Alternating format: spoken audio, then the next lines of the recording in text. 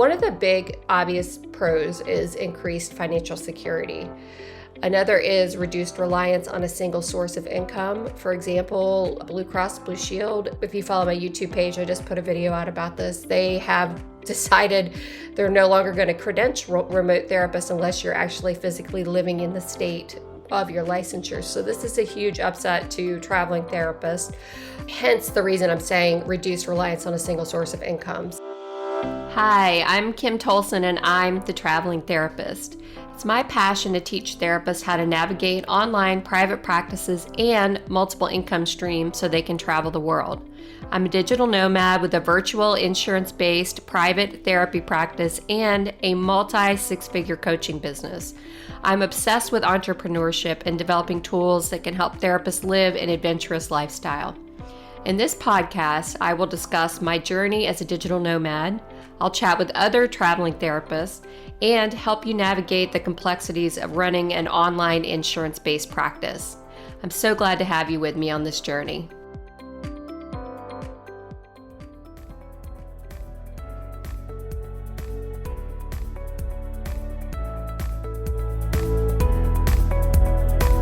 Managing a successful private practice can be challenging, even if you have all the skills and experience you need to support clients. Most training programs offer little to no guidance on running your own business. That's why Alma gives clinicians the tools they need to build a thriving private practice. When you join Alma, you can get credentialed with major insurance payers within 45 days, as well as guaranteed payment within 2 weeks of each session.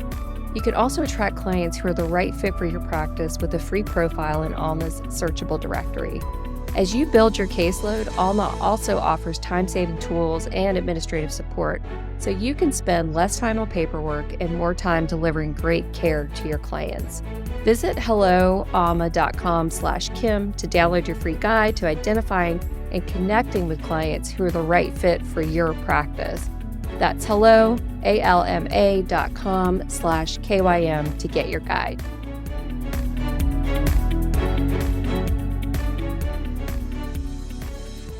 Welcome back, traveling therapists. I'm glad to have you back here again for this week's episode. So I wanted to do another listener question. I've done this a couple of times now, and I'm really liking being able to give you feedback this way. I get questions all the time. So I thought I would just start doing episodes where I'm answering the questions towards the bigger audience. So I'm not just repeating myself over and over in emails.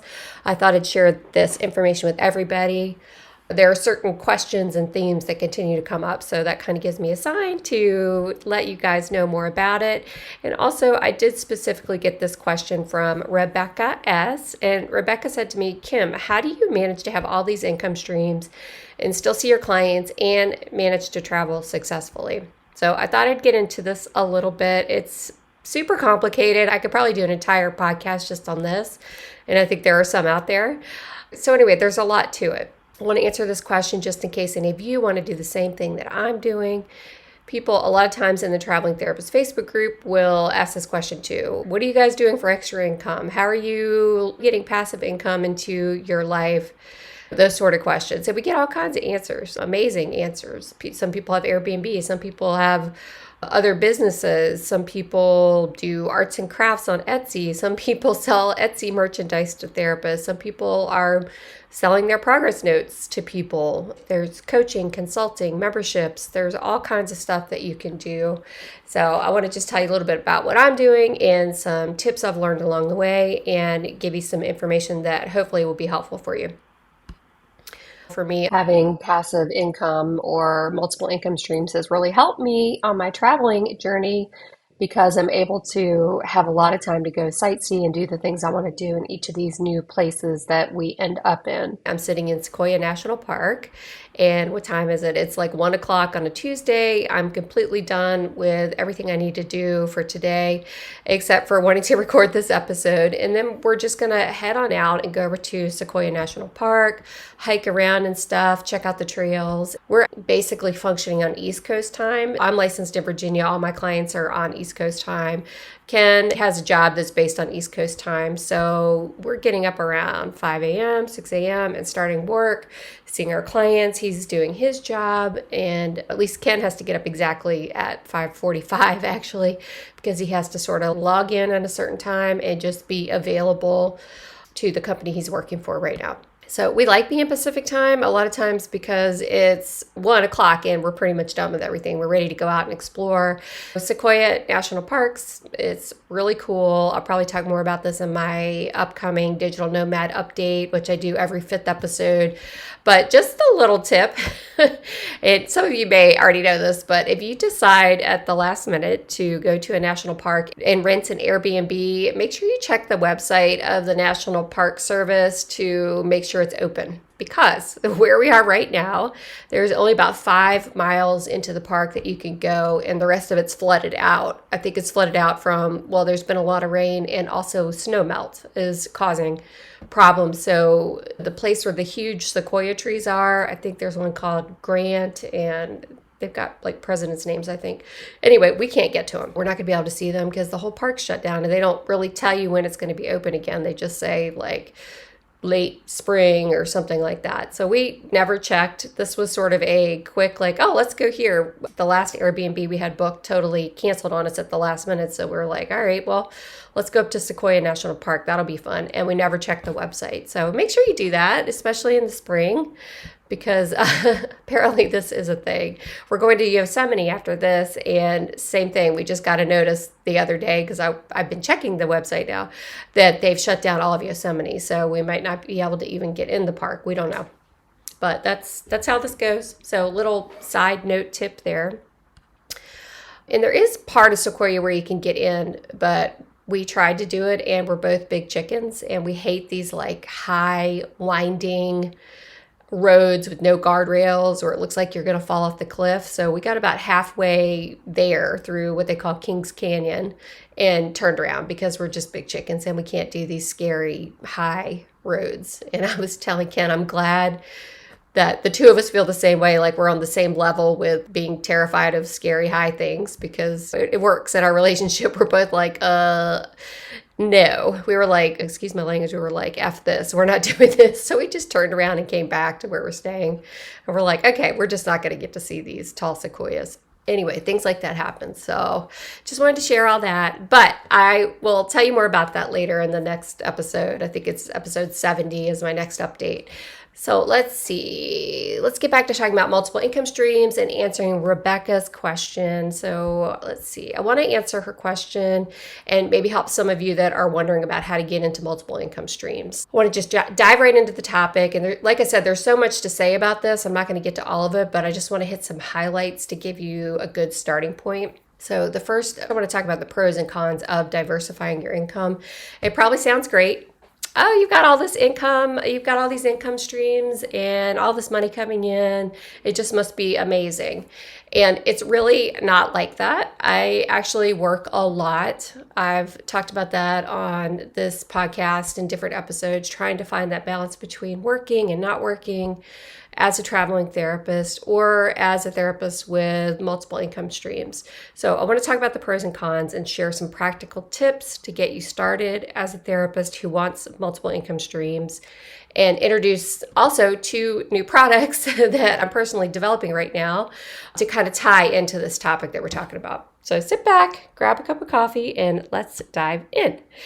Okay, so the major benefits and drawbacks of multiple income streams. We definitely need flexibility and financial stability to fund our traveling adventures, us as traveling therapists. So one of the ways to achieve this is by developing multiple income streams. So I want to go over the pros and cons. One of the big obvious pros is increased financial security. Another is reduced reliance on a single source of income. For example, Blue Cross Blue Shield. If you follow my YouTube page, I just put a video out about this. They have decided they're no longer going to credential remote therapists unless you're actually physically living in the state of your licensure. So this is a huge upset to traveling therapists. Hence the reason I'm saying reduced reliance on a single source of income. So if my entire caseload is Blue Cross Blue Shield and I live in Turkey, that's going to cause me a problem. That's going to cause some issues. So I did put that video over on my YouTube channel. If you just go to YouTube and type in Kim Tolson, KYM Tolson, you will find that video. It's the most recent one I put up about Blue Cross Blue Shield. The next pro is having passive income potentially. I'm at a point where I do have passive income. I do have money rolling in every day based on the offers that people are signed up for, monthly recurring subscriptions, or courses where they have multiple payment plans, or just people randomly buying products. That is happening now because I've really put my stuff all over the place. So people are finding it in different places, like my YouTube channel or in my Facebook groups or emails that I've got set on auto send that just go out when somebody new signs up for my email list. So all of these are ways to bring in passive income. And it's working for me now. This has been a long time coming to get it to where it's just like auto-generating income from the things that I'm selling. And it still works. I work on it every day. But I'll talk about that more in the cons. Another pro is it gives you opportunities to explore new passions and interests in your life. So other than just therapy, for example, this latest course that I wrote it in about 2 weeks because I was obsessed with it. Once I get an idea, I can't let it go. It's like this light bulb goes off in my head and I can't not like create something about it. So I've been using ChatGPT in a lot of my work, like writing copy for social media, emails, all kinds of stuff. And most recently, I figured out that you can use it for progress notes and treatment plans. And I was doing it on my own. I was like, oh my gosh, this is making this so much easier. Why is this just coming out now? This is such a time saver. So I was so excited about it. And I started using it myself. And I was like, this is so easy once you figure out how to do it. And then of course, I'm like, I have to write a course on this. So that's kind of how this latest product that I'm going to tell you about came about. The stuff just comes to me. I get super passionate about it, and then I have to create something around it to share it with others. That's part of this multiple income stream. I almost get obsessed with topics. So this course, I literally just put the course out yesterday because I'm just so excited to put it out. It's a beta version, which is recommended if you're going to put courses out to sort of make it a beta and get feedback from the users and continue to perfect it. The course is called Revolutionize Your Private Practice with AI, and that means artificial intelligence. And in this course, I teach therapists how to do progress notes, treatment plans, assessments, discharges, consent policies, worksheets, how to take a progress note that you've written and then turn it into a homework worksheet. You can make the worksheet measurable for the insurance companies, so it's a good way to like track progress. I've got a module in there how basically you can analyze, for example, the last 4 progress notes that you've written and have ChatGPT tell you what the progress is that the client's making and how you can continue to improve their progress. And it'll basically analyze it for you and then rewrite the treatment plan for you based on their progress. It'll even give a progress update that you can put in their chart. And it does it lightning fast. So it's just super amazing to me. And there's another thing. I haven't done this yet. I've got to put more details in the course, but you can do mini assessments with your clients to show progress, like the PHQ-9, the depression index. You can do that multiple times. You can put the results in chat. You can tell it to analyze the progress, and you can also alter the treatment plan based on those results. I put all of this in the course because I'm totally obsessed with everything that ChatGPT can do for you and your private practice. And I've got a ton more to offer and put in the course. I get excited. I want to put it out, and then I've got to go back and add to it. So that's, what I'll be doing the next couple of weeks. If you can't tell, I'm super excited just talking about it. That goes back again to one of the pros of being this multi-passionate entrepreneur. That's putting out different income streams. And that's just one idea. And once you get going with it and you understand the process of creating an offer and selling it and emails and all that stuff, once you get going and you have a new idea and you're really excited about it, you can go ahead and put that out there into the world. Especially now that I've built an audience up for myself, I have people that I can actually sell these products to. Those are the pros. And then there are the potential downsides to having multiple income streams. I'm going to talk about that too. Part of the difficulty is managing and maintaining multiple ventures. If you guys know me at all, you know that I've got, pretty much 9 different income streams now, all bringing in this income. But it's something I have to manage too. I get so excited about things and I just, what they call like a quick start. So I just put stuff out there. But the downside is I have to manage it all. I've had to hire lots of people to help me in my business, to help me manage the mess I've made with all of this stuff that I just have to put out there into the world. They all have different ideas of how you should edit videos, or where you should house your content, or where you should put your community that you're going to be nurturing. And it can get super confusing, all these different opinions and people telling you to put things here and there. So I've been doing this for, I don't know, like probably about 5 years now, and my stuff is everywhere. I've got paid subscriptions to all kinds of stuff. So that's part of it, like these monthly recurring subscriptions to Kartra and Teachable and a video editing thing and Canva and just all kinds of stuff. Like all of this does add up.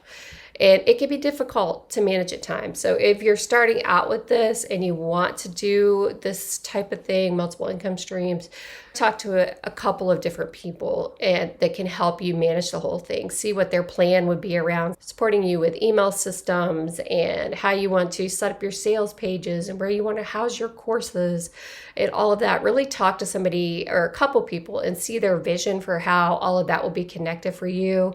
And then ask around to other people that have done this and see if they agree with this advice before you just jump in. I wish I had done it that way. I just dove in and started something. I put my first course on Teachable because that's what somebody I knew did. And now I've discovered that probably Kartra is better for me. So I'm over on Kartra now. But even Kartra doesn't cover everything I need it to cover to help me with all of the different monthly things I'm paying for. There's no one system that does it all for you. There's very few that do that. It's a challenge. This is definitely a con to the whole thing, trying to figure all those pieces out and then trust people's advice about what you should be doing and how you should be managing it. So it's just hard to keep up with all that. So I wanted to just touch on that a little bit. Another con that's part of this whole thing is spreading yourself too thin. So that's clearly what I've done. I recently increased the hours of my VA, hand off more stuff to her. I gave her a little raise to keep her, because if she left me, I don't know what I would do, how I would train anybody else with this stuff. And I also recently hired somebody for 3 months. She does like 3 months of coaching around getting your systems organized. Her name's Brittany Long. She's the queen of Evergreen. I hired her and she basically had me keep a calendar for a week of every single thing I was doing in 15-minute increments. And then after I had that all logged, she went through the calendar with me and systemized a lot of what I was spending time on. And she had me turn a lot of it over to my VA. So there was a lot of things I was still doing that I really don't need to be doing.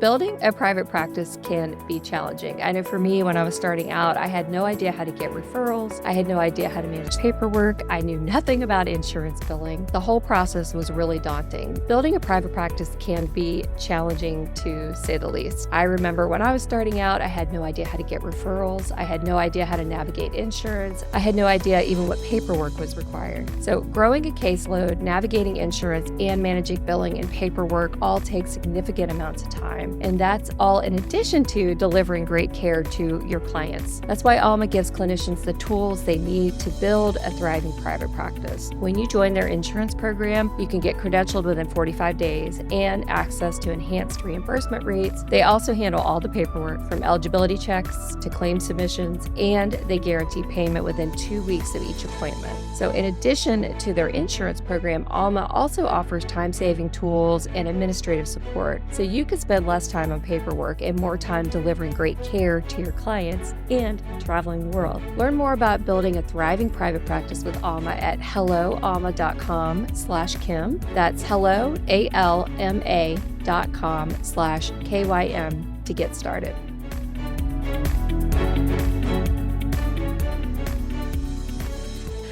So super helpful, and it's giving me more time to create more stuff that I have to organize and keep straight. A perfect example is this AI course I was able to write. I had a lot more time. I basically spent 2 weeks writing this thing, and I love it. It's amazing. I'm super excited about it. But I don't know if I would have been able to do it as quickly as I did if I hadn't met with Brittany and then really got organized around turning all my stuff over to my VA and also my business manager, who does a lot for me as well. So the next con is, if you're a therapist, this lifestyle, this multiple income streams is longer path to profitability. So if you're a therapist, you see a client and then you get paid. Generally, that's how it works. And you have income coming in. But with this stuff, you have to build the audience. You have to build the know, like, trust factor with your audience. That takes a lot of time. You have to slowly build up to a following and have subscribers and people that want to see your content. So this is something that takes time. It's not going to happen overnight. You're not going to just write a course and say, okay, here it is, world, go buy it. And it doesn't work like that, because nobody's there to buy it. You're launching to crickets, basically. So you have to build this whole thing up, and that does take time. So that's the other thing to consider.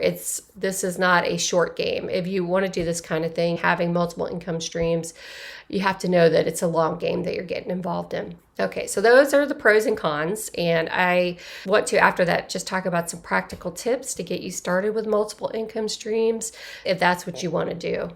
We talked about the pros and cons. Now I want to give you some ideas on how to get started. First, you want to start with identifying your strengths and your passions and reflect on your skills and interests to create these income streams. So you want something that really aligns with your values and your expertise.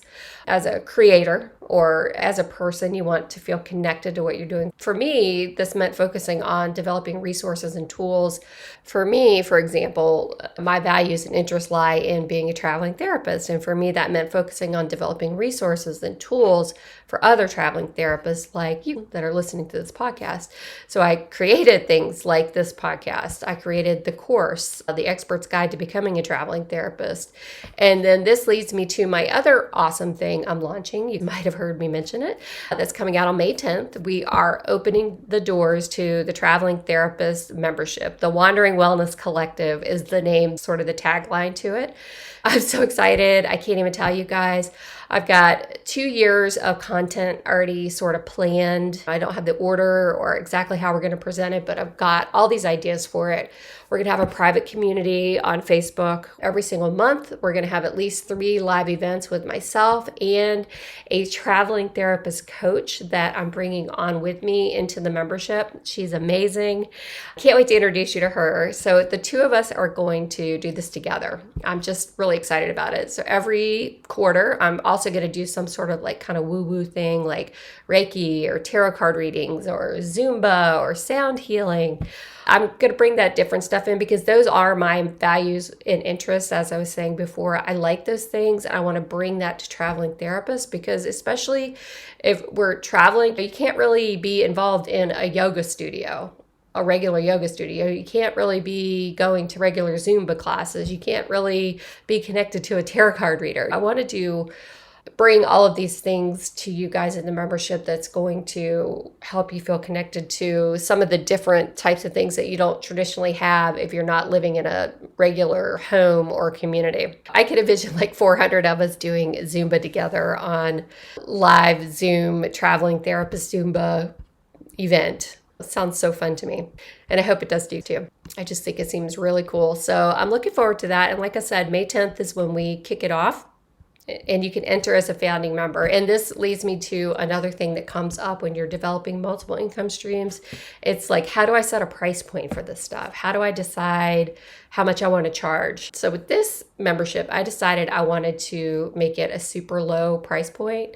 I'm going to make it $17.99 for the founding members to come in to the membership per month, which, to me is just really affordable, and it's going to allow everybody to have access. And it's also going to help me be compensated for my time and effort to schedule things and put the events together and show up at the events and make sure everything runs smoothly and be engaged in our private community. So that's how I decided on the price point for this. I want it to be really accessible to everyone, but I also want to support myself in this venture, which is part of having multiple income streams. You really have to think about that stuff. So you're going to want to make sure that your price point supports you. So, this is really something to consider. If you're embarking on a membership model or something like that, you're going to want to make sure the price point supports you over time. You don't want to have, like 50 members that are paying $1 a month, and then you're putting all this effort into a membership community. and only make you $50 per month. So you have to think about this stuff and really think it through. And I think, based on your audience size and the interest that you'll have, you can come to a good price point that will give you enough support, but also make it fantastic for your members as well. So going back to that point about being passionate about your offer. So being passionate about your offer is something to really think about. This is something long-term that you want to talk about. Is this something long-term that you want to talk about for the next 10 years of your life? Because if you're really diving into this and it's really going to work for you, what you have to realize is it's a long-term thing, and that it is something you should feel passionate about and something you want to talk about every single day for the next 10 years. So if it's not something like that, I would say don't go after that type of coaching or product that you want to put out into the world. Which some of you guys may know. Some of you guys may know one of my other income streams is helping therapists learn how to take insurance in their private practices. Now, don't get me wrong, I am passionate about that. I do feel strongly that therapists should be empowered in their private practices if they're taking insurance, and that they should understand what's happening in their business around insurance. Even if they do hire a biller, I still feel like you need to know what's happening. So I'm super passionate about that. But I also, on the other hand, it's kind of like an awful topic. It's something that causes a lot of stress for people. I could be passionate about it, but there's a downside to working with it too. Working with clinicians that take insurance and problems come up and they get super frustrated, or they might get a clawback because they weren't doing things correctly to begin with. And that's why I developed my other membership, Bill Like a Boss, for therapists that are wanting to take insurance in their private practices. But it's a lot. It can be awful, and it's not always a fun topic. So it's a necessary evil. And if you want to be an insurance-based therapist, but it's a necessary evil if you want to be an insurance-based therapist. So it's not something I really want to talk about every day for the rest of my life, but I am in it now, and I do want to help people, and I do enjoy creating content for people to help them succeed with their insurance-based practices. But it's not like I'm excited every morning to wake up and talk about insurance billing. But the traveling therapist membership, on the other hand, that's something I could probably talk about all day, every day, with people constantly traveling, being able to traveling, exploring the world, having fun every day, incorporating income streams and your private practice into that. It's really fun for me. So I could talk about that. So I could talk about that all day. And, I guess I'm saying all this to just give this big tip that that it needs to be a passion for you no matter what, if you're going to start multiple income streams, because it is something you're going to have to do for a long time. And I really learned that lesson myself. And I'm saying that to you and myself as a way of